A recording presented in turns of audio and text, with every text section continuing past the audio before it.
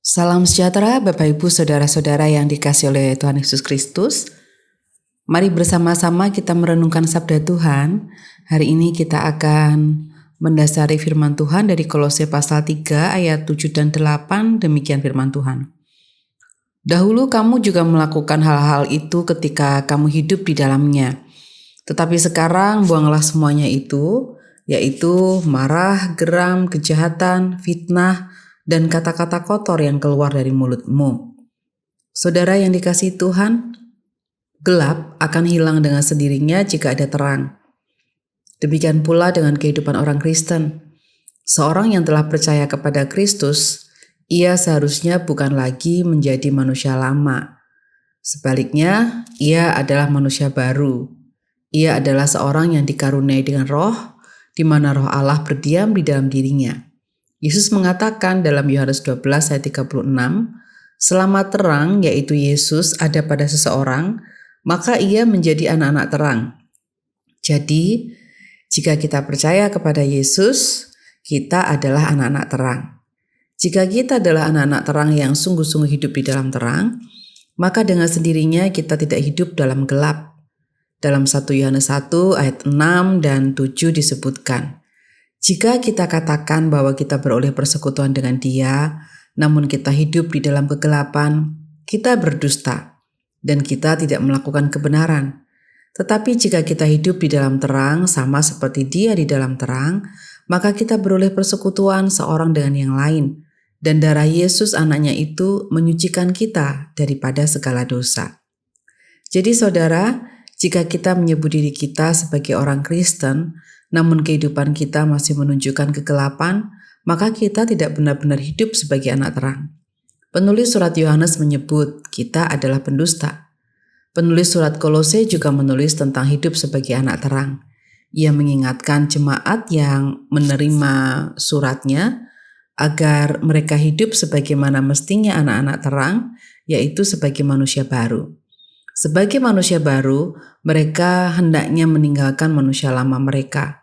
Tanda-tanda manusia lama adalah hidup yang dikuasai oleh amarah, tidak mampu mengelola kemarahan, bukan berarti tidak boleh marah, karena marah adalah emosi natural yang Tuhan berikan kepada manusia. Namun seorang manusia baru adalah seseorang yang mampu mengelola amarahnya, sehingga kemarahan itu tidak dibuai dan melahirkan dosa. Ia marah namun dengan alasan yang tepat, bukan kemarahan sebagai tindakan reaktif yang keliru. Tanda orang hidup dalam gelap ketika ia tidak merasa takut saat melakukan kejahatan. Ketika suatu kesalahan yang dilakukan dianggap sebagai sebuah kewajaran dan nurani menjadi mati. Manusia lama juga dicirikan dengan kegeraman, mulut yang gemar mengungkapkan ketidakbenaran seperti fitnah atas orang lain. Tanda manusia lama juga tercermin dari kata-kata yang keluar dari bibirnya. Manusia baru akan mengeluarkan kata-kata yang memberkati, bukan kata-kata yang kotor. Sekalipun kata-kata itu tampak lucu dan menyenangkan, namun ketika itu adalah kata-kata kotor, kata-kata yang tidak layak dan tidak pantas untuk diucapkan oleh seorang yang hidup dalam terang, maka itu mencerminkan kehidupan yang gelap. Oleh karena itu, mari kita menguji diri kita sendiri. Apakah kehidupan kita ini sudah benar-benar mencerminkan manusia baru atau manusia lama masih menetap di dalam diri kita? Jika kita menghayati Paskah, maka semestinya kita hidup di dalam terang sebagaimana Kristus juga adalah terang. Mari kita berdoa. Allah Bapa kami yang Maha Kasih, kami datang kepadamu mengucapkan segala syukur atas firman yang memelihara kehidupan kami. Kami berdoa bagi saudara-saudara kami yang saat ini sedang sakit dan memerlukan pemulihan.